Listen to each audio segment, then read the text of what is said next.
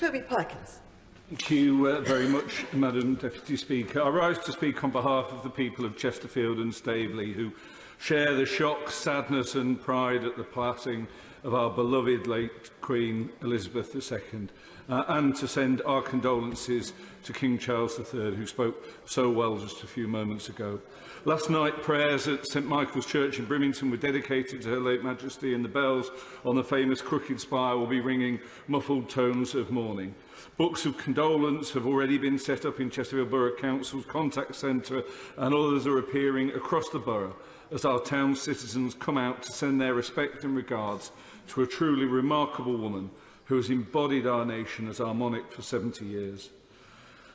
We've heard from so many people here who've had personal experience of meeting Her Majesty, but last night a friend's son posted a video which has gone viral of the moment that his grandmother sat in the Toby Carvery restaurant, heard of the Queen's passing. Uncontrollably, she sobs. In the background, you can hear her son's bewilderment. But you never even knew her mother. But the British people didn't have to meet our Queen to feel that we knew her, or to feel bereaved at her loss. She was indeed a friend to so very many of us. She's been the constant throughout our lives, at every celebration and grand occasion naturally, but more crucially in times of peril, worry and heartbreak. It was Her Majesty the Queen that we looked to.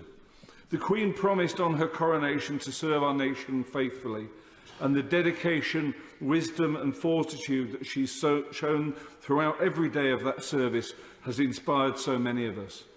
She loved our country, the four nations that make up our United Kingdom individually and collectively, and she took great pride in the Commonwealth as she helped lead our nation through its changing place in the world, from being the head of the British Empire to the Commonwealth to a prominent nation at the head of the EU and subsequently into our post-Brexit future. She led us through two painful and divisive referendums without ever breaking her famous political impartiality.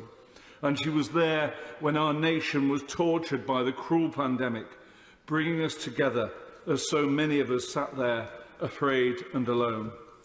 An image that said so much about her dedication to duty was the image of her sat alone at her beloved husband's funeral.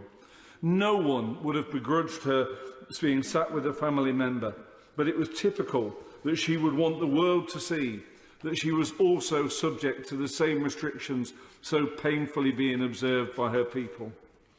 In closing, I'd like to say that we should all remember that Her late Majesty's family are grieving right now, yet forced at this most painful moment to grieve in public.